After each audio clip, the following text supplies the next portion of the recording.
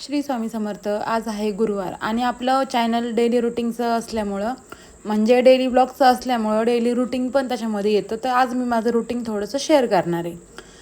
तर नक्की आवडीने बघा आणि थोडंफार आवडलं तर नक्की लाईक करा.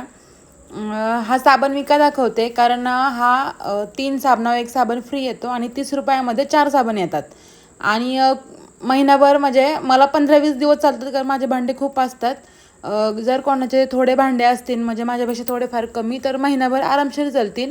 तर लिक्विड साबणाची वगैरे भरपूर बचत होते ह्या साबणापासून. विम बार आहे आणि खूप परवडतं म्हणजे तो साबण.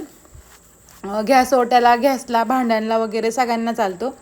तर मस्त असं गॅस वगैरे साफ करून किचन ओटा वगैरे पुसून, कारण लहान मुलं घरामध्ये असल्यामुळं भरपूर काम पडतं, भरपूर भांडे पडतात आणि इकडं तिकडं आपले पिठाचे तेलाचे वगैरे हात लागतात, त्याच्यामुळं भरपूर असं काम पडतं घरामध्ये. आणि खूप कितीही क्लीन ठेवा तुम्ही घर तरी ते खराब होतच लहान मुलं असल्यामुळं आणि म्हातारे माणसं पण आहेत घरात, त्याच्यामुळं खूप पसारा आणि खूप काम पडतं मला. तर तो साबण आपला खूप फायदेशीर आहे किचनला, भांड्याला वगैरे. डाग पण राहत नाही, भांडे पण एकदम क्लीन होतात, ते एकदम चकचकीत चमकतात ते. तर तो साबण बघा एकदा वापरून, खूप छान इफेक्टिव्ह आहे तो साबण. आणि असं थोडंसं काय आपण शूट वगैरे घ्यायला लागलो की मुलांची अशी लुडबुड माझ्या चालू होते मधी मधी. त्यांना पण कॅमेऱ्यासमोर यायचं असतं त्याच्यामुळं.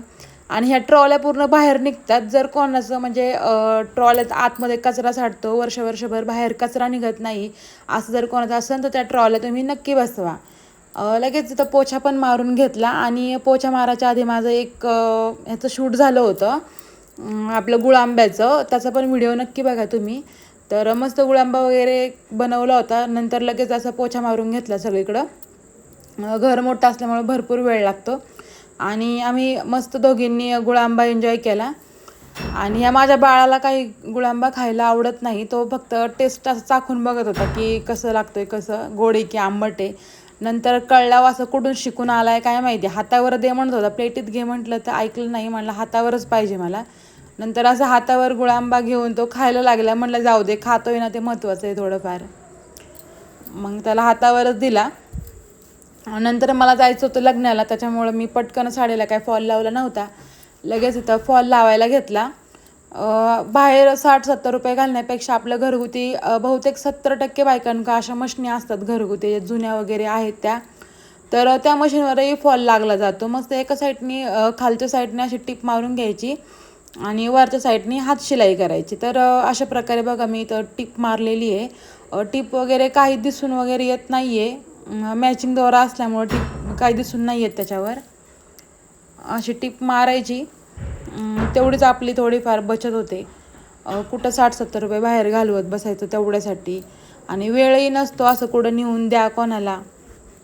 त्याच्यामुळे मी ब्लाऊजही माझे घरी शिवते आणि फॉलही अशा पद्धतीने घरीच लावते. तर असं टिप मारून घेतली इथं. आणि ह्या साईडने पण बघा बिलकुल धागा मॅचिंगचा असल्यामुळं धागे पण दिसत नाही आहे आणि खूप छान फॉल लागला जातो त्याच्यामुळं. आणि मशीन पण बघा माझी एकदम साधी सिंपलच आहे, आपली जुनी राजेश कंपनीची आहे. माझ्या लग्नाच्या आधीचे म्हणजे जवळजवळ 14-15 वर्ष झाले माझ्या मशनीला. खूप म्हणजे फायदेशीर टिपा मारायला वगैरे असं फॉल ब्लाऊज पण शिवायचे बाहेरचे, पण आता नाही शिवत. आणि कोणाकोणाचं असते की तोंडात दोरा घातल्याशिवाय तो सुईच जात नाही. कितीही टेलर पुढं गेले, कितीही टेलर फॅन्सी झाले किंवा कितीही नाही का हे झालं तरी दोरात जोपर्यंत तोंडात टाकत नाही तोपर्यंत तो काही सुईच जात नाही. तशीच माझी गोष्ट आहे.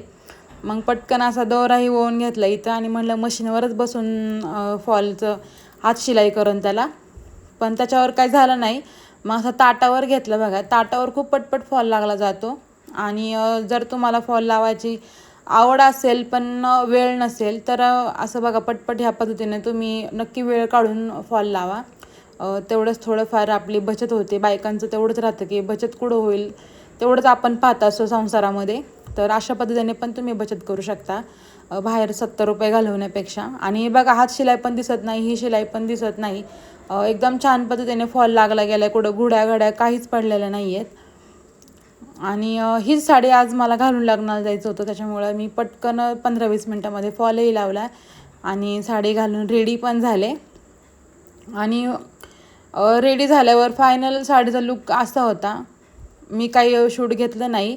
व्हिडिओ आवडला तर नक्कीच लाईक करा.